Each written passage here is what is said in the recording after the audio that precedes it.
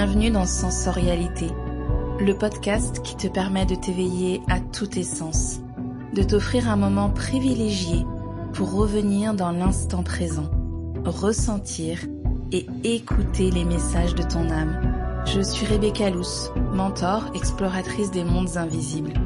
Chaque semaine, je t'invite à un temps rituel, guidance, introspection, inspiration et connexion seront les mots magiques pour mieux te connaître et redonner les pleins pouvoirs à ton énergie féminine, celle qui sait, ressent et perçoit.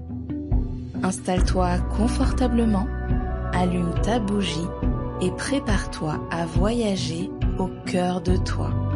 Bonne écoute.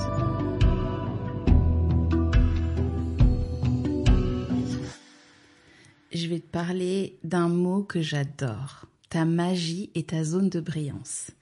J'ai envie d'ici de poser mes mots et ce que moi j'entends derrière ça, parce qu'aujourd'hui quand on parle de magie, on s'imagine souvent des choses qui n'existent pas, qui sont impossibles. Et alors il y a aussi cette croyance que jamais on ne pourra goûter à sa magie. Et puis cette zone de brillance, alors ça commence tôt. Si tu ne le sais pas encore, j'ai enseigné pendant 15 ans, à peu près du CP au CE2. C'est avec beaucoup d'années en CE1, ce moment où justement les enfants commencent à arrêter de croire à la magie, reviennent dans une vie plus ordinaire et sont moins connectés au monde subtil et invisible. Et j'ai trouvé, et c'est une des raisons pour lesquelles je suis partie, j'ai trouvé qu'aujourd'hui, cette institution que j'ai honorée et en laquelle j'ai cru pendant longtemps avait tendance à rendre chacun un peu moyen, plutôt qu'à permettre à chaque enfant d'être dans sa zone de brillance. Parce qu'on a essayé de normer les apprentissages, on a essayé de normer les enseignements et on en a perdu en magie de « mais toi, qu'est-ce qui te rend unique ? Qu'est-ce qui fait que tu es dans cette zone de brillance ?» Alors je vais prendre le temps de définir ce que c'est que pour moi la zone de brillance et ce que c'est que la magie personnelle, et puis je voudrais te donner des clés sur comment commencer à creuser, parce que ça peut prendre du temps. D'ailleurs, si tu as envie de gagner du temps, j'ai une séance magie de sorcière qui est vraiment là pour ça, parce que je profite de ma guidance et de ton thème astral pour pouvoir rapidement te faire gagner en temps, justement. Mais c'est quelque chose qu'on peut faire seul. Moi, j'y suis arrivée seule. C'est pour ça qu'aujourd'hui, j'ai créé cette séance. Alors, pour moi, cette zone de brillance, c'est ce lieu, cet espace en toi où tes talents naturels, ce que je vais appeler tes dons, j'adore ce mot, même si c'est un mot qui aujourd'hui a été aussi beaucoup employé et qui a perdu pour moi un peu de sa saveur, mais c'est un mot que je trouve magnifique, s'exprime avec facilité. Et bien souvent, j'en parlais encore la semaine dernière, je crois, dans un coaching, ou la semaine d'avant, on a cette sensation que quand c'est facile, ça n'est pas honorable, ça n'est pas beau à montrer.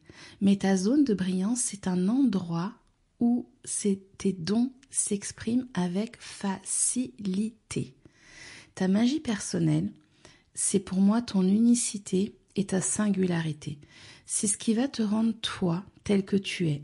C'est ce qui va faire que les gens viennent se connecter à toi. Parce que lorsque tu es dans ta zone de brillance et lorsque tu connais ta magie personnelle, tu rayonnes. Naturellement, t'as pas besoin de te mettre dans un programme avec du mindset ou de te rajouter des choses. C'est naturellement, quelque chose émane de toi et on a envie d'aller goûter à ce qui émane de toi parce que ça sort naturellement de toi. Ça, c'est quelque chose qui est souvent pas facile à comprendre parce que on a l'impression que si on n'y a pas rajouté de la difficulté, ça a perdu en valeur, alors que ta valeur se trouve là où tu le fais facilement, là où tu le fais avec plaisir, et là où il y a aussi ce truc de tu perds la notion du temps. T'es complètement absorbé, t'es complètement nourri. D'ailleurs, bien souvent, quand on est dans notre zone de brillance, on oublie de manger, on oublie les bases du quotidien parce que ça nous habite complètement. Et ta zone de brillance, la magie, c'est vraiment quelque chose qui va attirer des personnes à toi. Tu vas attirer naturellement, moi quand j'en parle aux entrepreneurs, aux entrepreneuses que j'accompagne, c'est ce truc qui fait que les gens viennent à toi alors que tu n'as peut-être même pas lancé encore une offre. Tu n'as peut-être même pas encore posé les mots sur quelque chose, mais les gens vont venir à toi. Alors je te dirais de bien écouter. Alors, je vais essayer d'organiser les choses parce que là je commence à partir dans tous les sens, mais de bien écouter ce que les gens disent de toi, ce que les gens te répètent. Et souvent une partie de ta magie se trouve déjà là. Alors, pourquoi c'est magique ? C'est magique parce que quand tu es dans cet espace, dans ta zone de brillance et connecté à ta magie, eh bien déjà ça semble plus fluide. Il y a une forme de magnétisme qui se met en place, tu vas avoir des opportunités et ce que je vais appeler moi, tu es aligné entre ton âme, ton corps et ton esprit. Il y a autour de toi une vibration qui va faire que tu rencontres les personnes avec lesquelles tu as envie de travailler, que tu vas visiter une maison et qu'elle correspond exactement à ce que tu souhaitais trouver comme maison, dans le budget que tu souhaitais trouver. Il y a quelque chose de l'ordre de les connexions sont facilitées parce qu'à l'intérieur de toi, tu as connecté à ce joyau, tu as connecté à cette magie, je ne peux pas la nommer autrement, qui est en train de sortir de toi, parce que c'est ça, quand tu la connectes, quand tu la reconnais, eh bien, elle va pouvoir émaner de toi, elle va pouvoir être mise en vibration à l'intérieur de toi, et là, on va être pleinement dans la loi d'attraction, tu vas vibrer ce que tu dégages, et pas ce que tu veux. Tu vas rencontrer la vibration que toi-même tu émanes, parce que finalement, c'est ton joyau personnel à l'intérieur de toi. Alors, des petites questions qui peuvent t'aider. Il y a plein de choses, mais là j'ai envie de te donner déjà, à travers ce podcast, les premières pistes, les premières réflexions que tu peux commencer à mettre en place pour pouvoir déjà te questionner dessus. Alors la première question, qu'est-ce que je fais naturellement sans effort ? Et c'est pas forcément dans le fait de produire. Si je reviens moi à mon histoire, ça va peut-être t'aider si je te donne des exemples concrets.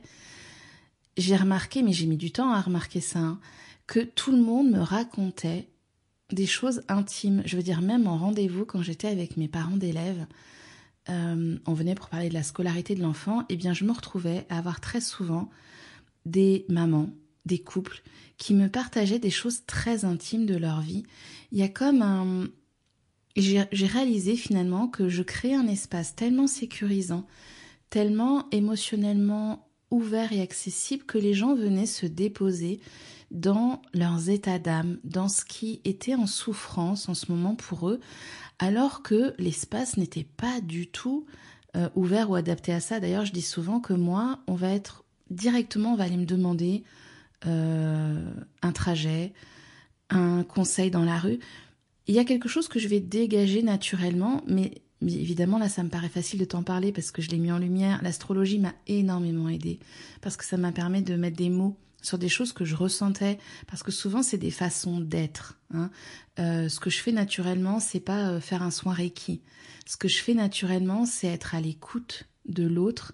Et comme je suis à l'écoute de l'autre, eh bien, émerge la problématique de l'autre et je peux lui redonner en miroir pour l'aider à avancer. Ça, c'est la première chose. Qu'est-ce que tu fais naturellement et sans effort ? Il peut y en avoir plein. Là, je t'ai partagé une facette que j'ai choisi d'ailleurs de proposer au monde et de me mettre au service avec cette facette-là. Mais il y en a plein d'autres, certaines que tu vas utiliser dans ton quotidien peut-être plus personnel, d'autres professionnels. Donc, qu'est-ce que tu fais naturellement et sans effort ? Et là, n'hésite pas à mettre en pause, à prendre ton petit bloc-notes et à lister les choses vraiment que tu fais naturellement. Ça peut être aussi, moi j'ai une capacité naturelle à organiser, optimiser le rangement, le tri. C'est une compétence qui fait partie de ma magie personnelle aussi. C'est ce qui d'ailleurs fait que vous allez facilement rentrer dans mes transmissions parce que vous les trouvez très structurées avec des fondations solides. Je porte beaucoup cette structure. Voilà, pour te donner 2 exemples qui sont très différents mais qui font partie de ma magie. Deuxième question. Quelles sont les choses pour lesquelles les autres viennent te demander de l'aide ou des conseils ? regarde autour de toi sur les dernières semaines, derniers mois, dernières années, on peut remonter longtemps en arrière. Est-ce qu'il y a des domaines? Est-ce qu'il y a des champs de compétences? Est-ce que les gens viennent chez moi, les gens viennent chez moi par exemple et se déposent, n'ont plus envie de partir? Est-ce que les gens viennent chez toi et te demandent des conseils pratiques? Est-ce que les gens est-ce que les gens t'appellent pour que tu les aides à faire un choix? Est-ce que les gens t'appellent en te disant « Oh, j'aime bien quand tu me parles, ça me fait du bien ». Quelles sont les choses qui se répètent? Alors bien sûr, là, on va regarder les choses qui se répètent. Donc, première question, qu'est-ce que je fais naturellement et sans effort? Deuxième question, quelles sont les choses pour lesquelles les autres viennent me demander de l'aide ou des conseils? Donc choses, domaines, ça peut être aussi précis que la cuisine, hein, et peut-être que ta magie fera partie de la cuisine, du potager. La magie, je vais vraiment le redire parce que les gens parfois sont un peu déçus et attendent que la magie ce soit lire dans le tarot ou utiliser sa voix pour guérir. Ça peut être ça. C'est d'ailleurs souvent ce qui va être mis en lumière dans les personnes qui viennent à moi pour magie de sorcière parce qu'on est dans une thématique de guérison avec la sorcière, mais ta magie, pour moi, peut être complètement décorrélée de toute forme de travail énergétique, d'accompagnement thérapeutique. Je le dis souvent, mais pour moi, quelqu'un qui te regarde marcher et qui va te dire qu'il y a un problème au niveau de tes hanches, sans même t'avoir touché, et il y a des ostéopathes qui le font, c'est de la magie. Quelqu'un qui écoute ta voiture rouler et qui te dit « je crois qu'il y a un problème à tel endroit, je n'y connais rien », eh bien, c'est de la magie. Ce sont des personnes qui ont une capacité à identifier un nœud, un blocage dans un domaine auquel toi, tu n'as pas accès, et c'est une forme de magie. Et je dirais que notre rôle à chacun, après je vais sur la troisième question, notre rôle à chacun, c'est de mettre cette magie au service des autres. C'est là où on est dans sa zone de brillance. Quand je la mets au service du collectif et des autres, pourquoi pas sur un plan associatif, pourquoi pas sur un plan professionnel, eh bien, je m'accomplis et je m'épanouis et j'occupe ma place. Et tu vois que là, on arrive sur tous les sujets qui m'habitent. Troisième question, quelle activité, au singulier ou au pluriel, me donne de l'énergie? Celles qui me boostent, qui font qu'après je me sens bien, Alors, une activité pouvant être, je passe du temps avec mes enfants, après je suis boostée. Je passe du temps seule près de l'eau, j'ai de l'énergie. Je chante, j'ai de l'énergie. Note toutes ces activités qui te donnent de l'énergie, pas celles qui t'en prennent, ça ce sera un autre sujet. Toutes celles qui te donnent de l'énergie parce que ta magie réside aussi là, parce que ta magie, il faut aussi apprendre à la nourrir. Ça c'est un point d'ailleurs que je vous transmets dans Magie de sorcière. Ça suffit pas de la nommer. Il faut aussi savoir comment est-ce qu'on l'entretient. Comment est-ce qu'on entretient cette magie et comment est-ce qu'on entretient ce feu à l'intérieur. Parce qu'un feu qui s'éteint, je le dis souvent, c'est long à rallumer. Un feu qu'on entretient, il nous permet de nous chauffer, de nous nourrir, de nous éclairer. Et il va y avoir de nombreuses options qui sont très précieuses pour nous. Si on le laisse mourir et à chaque fois il faut le rallumer, le bois est humide, si tu fais du feu chez toi, tu le sais, c'est long, c'est pénible et on meurt à petit feu. Donc, qu'est-ce que je fais naturellement sans effort?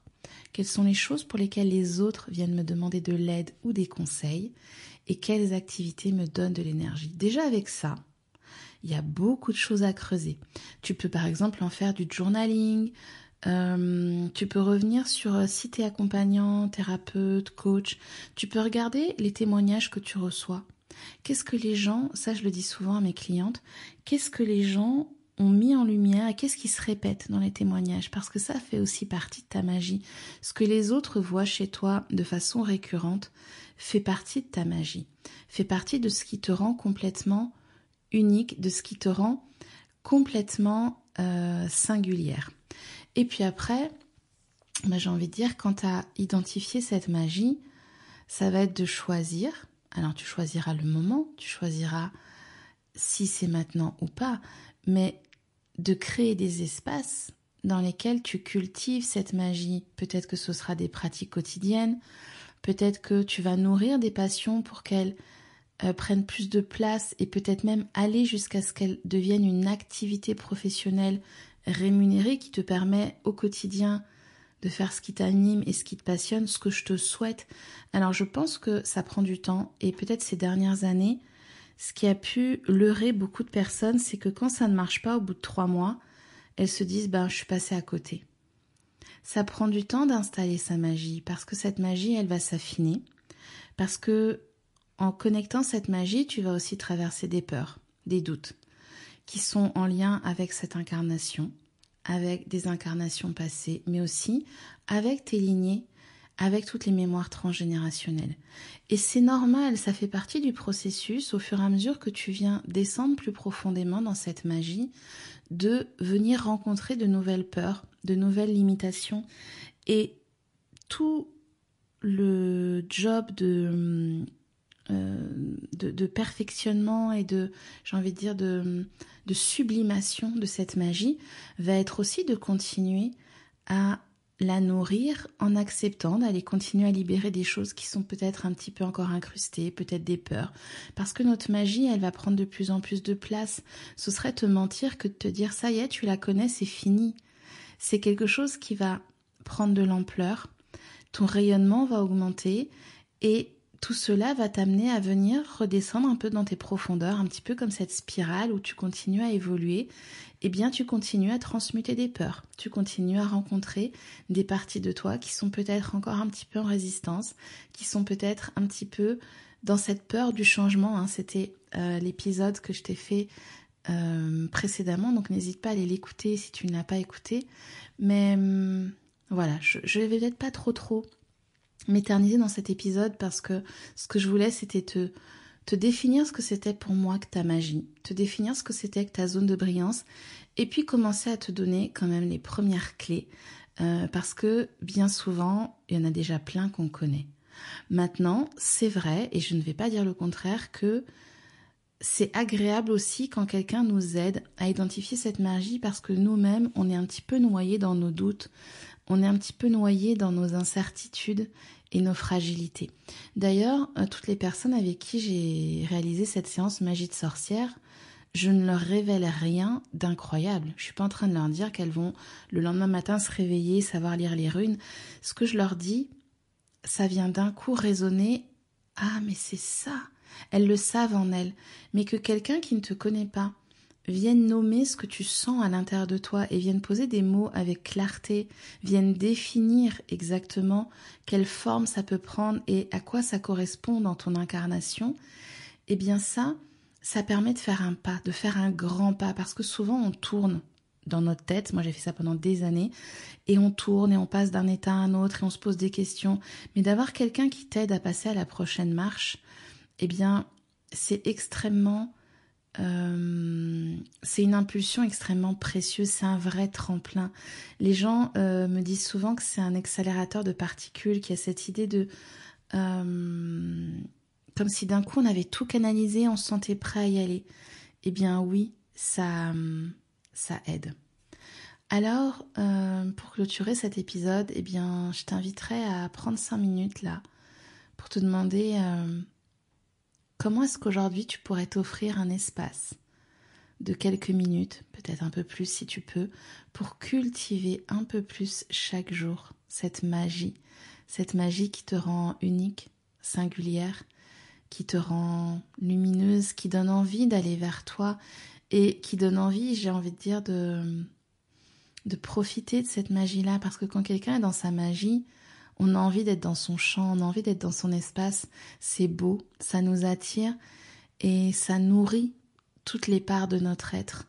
Et quand il y est, eh bien, offre-la. Parce que je dis souvent aussi que avoir un remède contre le cancer du sein et le garder dans ton frigo en te disant peut-être qu'il lui manque encore un peu de stabilité ou de perfectionnement, eh bien, c'est empêcher peut-être certaines personnes de déjà commencer à goûter à ça. Donc si déjà tu as mis des doigts sur ta magie, eh bien, partage-la, offre-la. Et l'offrir, ça ne veut pas dire en faire une profession, mais c'est pouvoir la mettre en accès à d'autres personnes. Voilà, donc je serais d'ailleurs curieuse si tu as envie de me partager un petit peu c'est quoi ta magie à toi. Donc n'hésite pas me taguer en story, à m'envoyer un petit message privé sur Instagram ou un mail ou un commentaire sur cet épisode. Moi, j'aime bien rentrer dans vos magies. Alors si déjà tu as des petits mots qui arrivent, ça me réchauffera énormément le cœur. Ça me fait déjà briller les yeux, tu ne me vois pas, mais moi j'ai une émotion qui monte en te le partageant, de connecter déjà à la magie que tu as identifiée pour toi. Je te remercie pour ton écoute et je te dis à très bientôt pour un nouvel épisode.